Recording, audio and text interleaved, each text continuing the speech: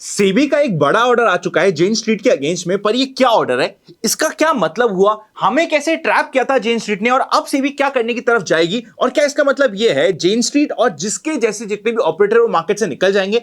जितने सवाल हो सकते हैं आपके दिमाग में सब कुछ कवर करेंगे आज के इस सिंगल वीडियो में। आ जाइए स्क्रीन पे एक एक पॉइंट को समझने की कोशिश करते हैं। पर सबसे पहले ये समझ लीजिए, आप में से कुछ लोगों को लग रहा है कि यार ये रैंडमली सेबी ने आके ये ऑर्डर कैसे निकाल दिया। ये कोई रैंडम ऑर्डर नहीं है, आप चेकआउट करिएगा। फेब में ऑलरेडी वार्निंग इशू हो चुकी है मल्टीपल टाइम जेन स्ट्रीट को, ये बताते हुए कि भैया तुम देखो सही करो, ये तुम गड़बड़ कर रहे हो, ऑपरेट मत करो इंडियन मार्केट्स को। ये आप समझ लीजिएगा। अभी जो कंप्लीट ऑपरेशन आया है इसमें पता चला है कि टोटल अमाउंट इसका निकल के आ रहा है 36,500 करोड़। मतलब इतने बड़े अमाउंट का पिछले 1.5 से 2 सालों में जेन स्ट्रीट ने प्रॉफिट किया है और ये सारा का सारा प्रॉफिट है मैनिपुलेशन का। मैनिपुलेशन कैसे करते थे उसको समझाता हूं। कुछ इंसिडेंसेस यहां पे आप चेकआउट कर सकते हो। ये कंप्लीट डेट वाइज इंसिडेंसेस दे रखा है जहां पे मैनिपुलेशन हुआ है। ये 4,800 करोड़ का टोटल मैनिपुलेशन का डेटा है। एंड अभी सेबी ने for the time being 4,800 crore का पैसा को सबमिट करने का, डिपॉजिट करने का ऑर्डर दे दिया है जेन स्ट्रीट को और ये कंप्लीट मैनिपुलेशन है। अब सबसे पहले आपके कुछ डाउट्स क्लियर करता हूं। क्या इसका मतलब यह है कि जेन स्ट्रीट इंडियन मार्केट से हट जाएगा? बिल्कुल नहीं। जेन स्ट्रीट ने ऑलरेडी इस कंप्लीट ऑर्डर के अगेंस्ट में अपनी अपील फाइल कर दी है। अपील का भी एक केस चलेगा। और क्या जेन स्ट्रीट कोई चलता फिरता आदमी जिसको आपने थप्पड़ मार दिया और वो कहेगा हम तो डर गए, हम तो भाग गए? नहीं, एक बहुत बड़ा फंड है इनके पास। अगर हम आज के दिन एलोकेशन की बात करें, 20,000 करोड़ के ऊपर का रेगुलर एलोकेशन रहता है इनका और एक बड़ा मार्केट में मैनिपुलेट करने की कोशिश करते हैं। तो ये कोई छोटे मोटे आदमी नहीं है। अब यहां पे सेबी का रोल ये हो जाएगा कि क्या ये प्रॉपर्ली लड़के इनसे जस्टिफाई करके जीत के आगे निकल पाती है, या फिर जो इन्होंने अभी 4,800 करोड़ की पेनल्टी लगाई है इसको कम करके कोई छोटा मोटा 100-500 करोड़ में फ्री हो जाएंगे। ये अभी हमें नहीं पता है। अभी ऑलरेडी जेन स्ट्रीट की तरफ से सबमिशन हो गया है अपील का। सेकेंड बात करते हैं कि भैया ये करते क्या थे। यहां पे आप एग्जांपल में देखिएगा, ये 700 करोड़ हमें सबसे बड़ा फिगर दिख रहा है। 700 करोड़ का प्रॉफिट इन्होंने 17 जन को किया। अब जेन स्ट्रीट ने किया क्या उसको समझते हैं। अब इन्होंने किया क्या था उसको समझते हैं। देखो इस ऑर्डर में आपको सबसे बड़ा फिगर दिखेगा ये 700 करोड़ का जो है 17 जनवरी का। 17 जनवरी को डिटेल में एक्सप्लेन भी किया गया है इनके ऑर्डर में, उसको मैं आपको सिंपल लैंग्वेज में एक्सप्लेन कर देता हूं।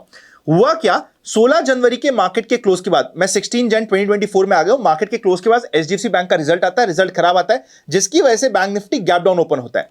यहां पे भी सेंटीमेंट क्या चल रहा है? सेंटीमेंट ये चल रहा है कि भैया मार्केट में और फॉल आना चाहिए। एचडीएफसी बैंक का रिजल्ट खराब आया, एक मेजर गैप डाउन ऑलरेडी हो चुका है, अब इसके बाद नीचे का फ्लो कंटिन्यू होना चाहिए। ये नॉर्मल माइंडसेट है।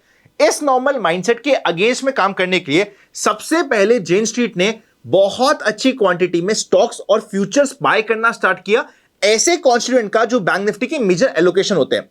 HDFC bank, Kotak, ICICI bank, Axis bank, SBI, इन सबके बाय करे इन्होंने स्टॉक्स और फ्यूचर्स को, दोनों को बाय किया। डायरेक्ट स्टॉक्स भी बाय किया, फ्यूचर भी बाय किया। इनके बाय करने की वजह से इमीडिएटली 600 पॉइंट का पॉजिटिव मूव यहां पे आ जाता है। जैसे ये 600 पॉइंट का पॉजिटिव मूव आता है, लोगों को क्या लगता है कि भैया एक बैड न्यूज आई थी जिसकी वजह से गैप डाउन हुआ, पर गैप डाउन के बाद क्योंकि ये मूव आ चुका है, जितनी भी बैड न्यूज थी वो सब डिस्काउंट हो गई है। सबने ये सोचा डिस्काउंट होने की वजह से पुट के प्रीमियम आपको कोड़ी के भाव पे मिलना स्टार्ट हुए, कॉल के प्रीमियम बहुत बढ़ गए। और जेन स्ट्रीट ने क्या करा, इनको पता है कि सारा माल तो मैंने ही परचेस किया है, जब मेरे पास ही सारा माल पड़ा है जिसकी वजह से मार्केट में राइज आया है, उन्होंने बाय करना स्टार्ट किया पुट को हैवी क्वांटिटी में। पुट को बाय किया बहुत सस्ती प्राइस में, अच्छी क्वांटिटी में, और कॉल को सेल कर दिया। और जैसी उनकी क्वांटिटी जो उनको परचेस करना था और सेल करना था कॉल और पुट में, हो गया काम। उन्होंने जो परचेस कर रखा था स्टॉक्स और फ्यूचर्स का माल, एचडीएफसी, कोटक, आईसीआईसीआई, जो भी इंपॉर्टेंट कॉन्स्टिट्यूएंट थे बैंक निफ्टी को, उनको डंप करना स्टार्ट किया। इसके डंप करते ही एक शार्प फॉल आया रैंडम सा, और लोगों का विश्वास उठ गया मार्केट से कि भैया ये हुआ क्या।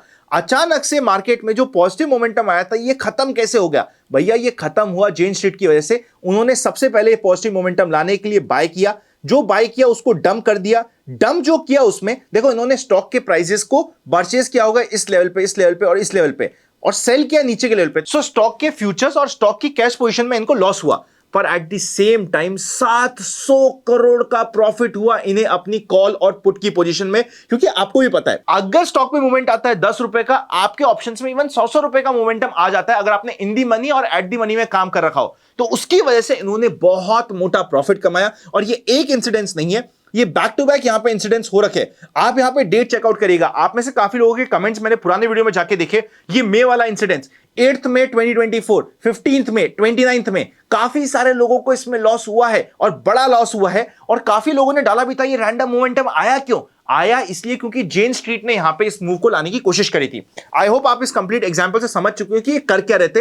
अब सेबी ने इन्हें बैन कर दिया इंडियन मार्केट से। अभी सेबी के अगेंस्ट में केस करके उसको फाइल कर दिया है, लड़ने की कोशिश कर रहे हैं और अपने फेवर में जजमेंट लाने की कोशिश करेंगे। मेरी क्या एक्सपेक्टेशंस है? देखिए पास्ट में ना सेबी का ये एक्शन तो सबसे पहले बहुत अच्छा है, हैट्स ऑफ टू सेबी। पर सेबी ने एट द सेम टाइम बोल दिया है कि मेजर गफला कर रहा था जेन स्ट्रीट। इसके अलावा बाकी जितने भी छोटे मोटे प्लेयर थे उनका इतना बड़ा वॉल्यूम नहीं था कि हम उन पर ध्यान लगाए। तो अभी और आपको ऐसे एक्शन आते हुए नहीं दिखेंगे मार्केट में। ये वन ऑफ द केस था जो आ चुका है।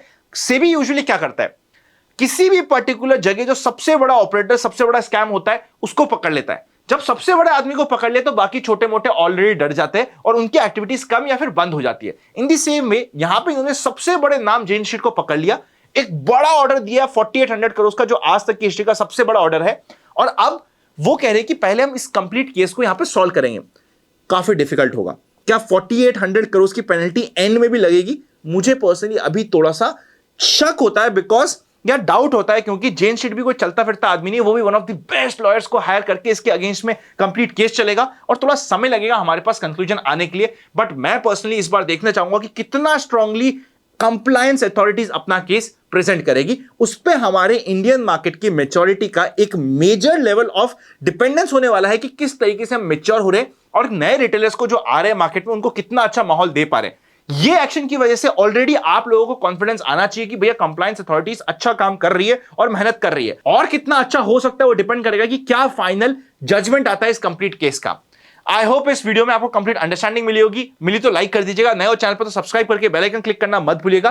काम करना चाहते हो डीमैट नहीं है, लिंक आपको डिस्क्रिप्शन में मिल जाएगा। और हमारी book the Indian stock market simplified को स्टडी कर लीजिएगा। One of the most important book है जो आपको काफी कुछ सिखाने में मदद करेगी। लिंक आपको डिस्क्रिप्शन में मिल जाएगा।